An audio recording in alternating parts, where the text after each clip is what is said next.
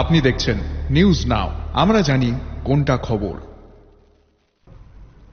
Doctor APJ Abdul Kalam startup youth 2.0 পুরস্কার বিতরণী অনুষ্ঠানে রাজ্যের সংখ্যালঘু অংশের উদ্যমীদের সম্মাননা প্রদান করল ত্রিপুরা প্রদেশ বিজেপি। সোমবার ত্রিপুরা প্রদেশ বিজেপির কৃষ্ণনগরের সদর কার্যালয়ে আয়োজিত এদিনের অনুষ্ঠানে সংখ্যালঘু অংশের উদ্যোগে যারা জাতীয় পর্যায়ে প্রমাণ করেছেন নিজেদের শ্রেষ্ঠত্ব, তাদেরকেও সম্মানিত করে ত্রিপুরা প্রদেশ বিজেপি।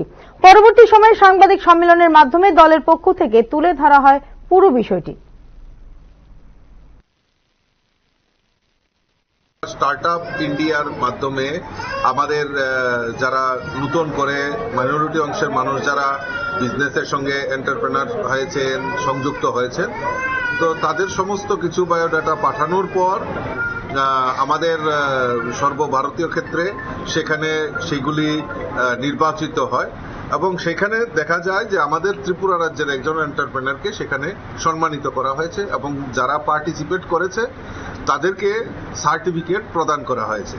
তো তারই অঙ্গ হিসাবে আজকে আমরা আমাদের মাইনরিটি মোর্চার তরফ থেকে আমাদের যারা এন্টারপ্রেনার এবং যারা এই স্টার্টআপ ইন্ডিয়ার সঙ্গে এপিজে আব্দুল কালাম স্টার্টআপ ইন্ডিয়ার সঙ্গে যারা সংযুক্ত হয়েছেন তাদেরকে সম্মান জানানোর জন্য আজকে একটি বিশেষ অনুষ্ঠানের আয়োজন করা হয়েছে।